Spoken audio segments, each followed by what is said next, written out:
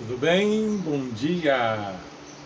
Que seja um dia feliz, repleto de paz e de bênção vindas dos céus.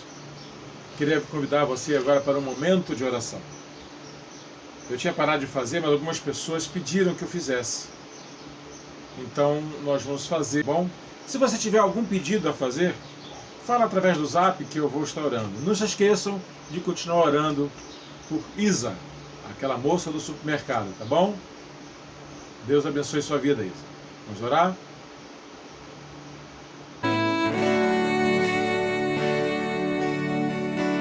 Espírito de Deus, vem me convencer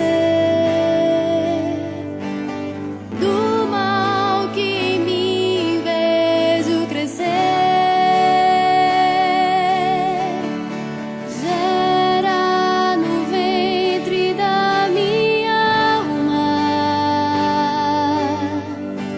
o arrependimento que eu preciso ter.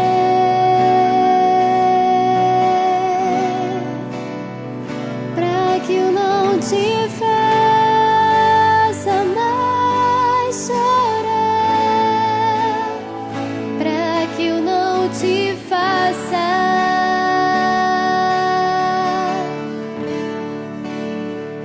para que eu não te faça mais chorar, para que eu não te faça.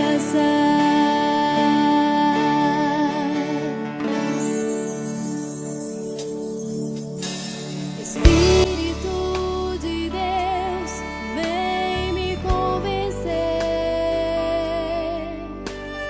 do mal que em mim vejo crescer.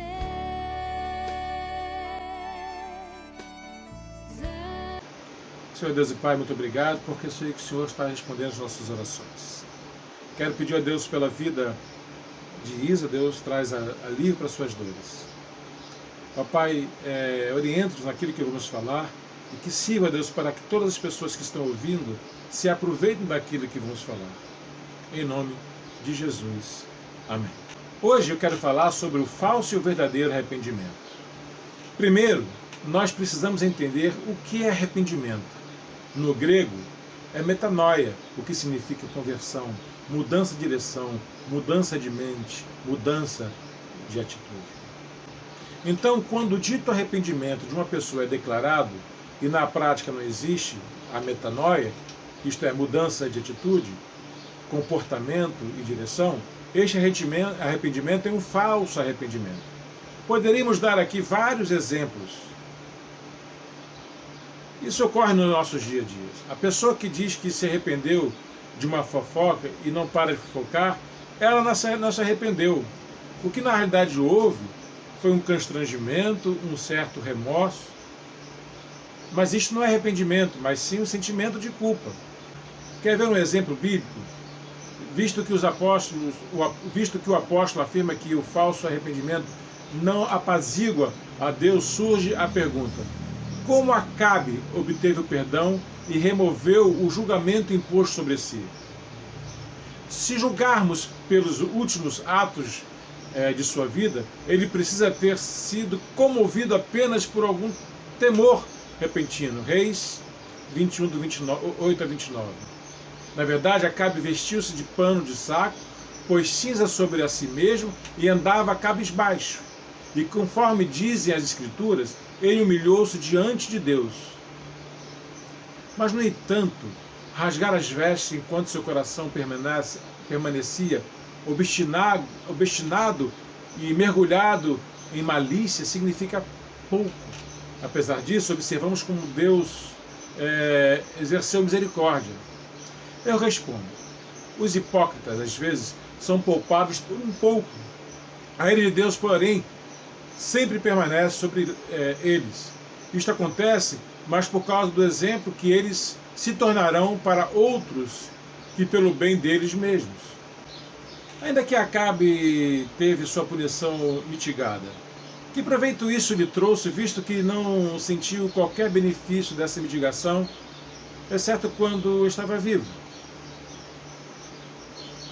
Portanto, a maldição de Deus, embora secreta, havia se fixado sobre a residência de Acabe, que foi para a eterna condenação.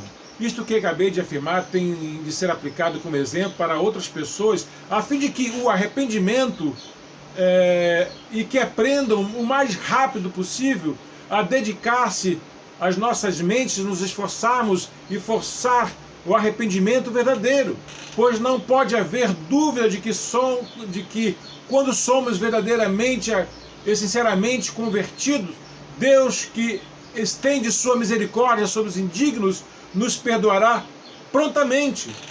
Lembro de uma ilustração que diz o seguinte: um jovem marinheiro sonhou uma noite que a palavra do juízo havia chegado e que quando um anjo no convés procedeu à conferência da relação dos tripulantes, todos foram chamados e arrebatados para as alturas, menos ele. Imagina aí. Em seu sonho atônito, o marinheiro pergunta ao mensageiro celeste por que razão o seu nome fora omitido da lista. O anjo então lhe esclareceu que era para dar-lhe uma outra oportunidade de arrependimento. Quando despertou do seu pesadelo, já era um homem diferente e chegou a tornar-se famoso pela sua vida cristã exemplar. Olha só, eu quero concluir da seguinte forma: você não consegue enganar por muito tempo.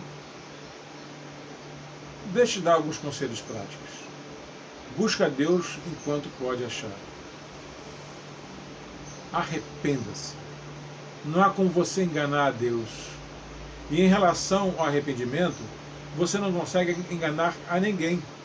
Pois se você diz estar arrependido e comete as mesmas coisas, todos verão que não passou de um arrependimento falso. Então que o arrependimento seja verdadeiro. Fuja da aparência do mal. Quando chamarem para um complô, fuja desta pessoa. Ela é do capeta, não é de Deus. Você se envolve com uma pessoa dessa, fica com o estigma de traidor e assim fica desacreditado para sempre. Lembre-se, um memorial demora anos para ser construído, mas segundos para destruir. Então, viva uma nova vida, com novas atitudes, práticas, caminhos, uma nova direção. Se preciso afastar-se de pessoas que te levam ao erro, ou então demonstre com os atos o seu arrependimento de tal ato. Que Deus nos abençoe. Vamos orar? Senhor Deus eterno Pai, te agradecemos por tudo que falou em nossos corações e que o arrependimento seja um arrependimento verdadeiro em nossas vidas e que possamos entender quão grande é o seu amor por nós e a disposição que tem para perdoar os nossos pecados e as nossas falhas. Aquele que perdoa e esquece e não lança em rosto nada que fizemos. Muito obrigado, Deus, porque o Senhor ouve as nossas orações. Em nome de Jesus. Amém.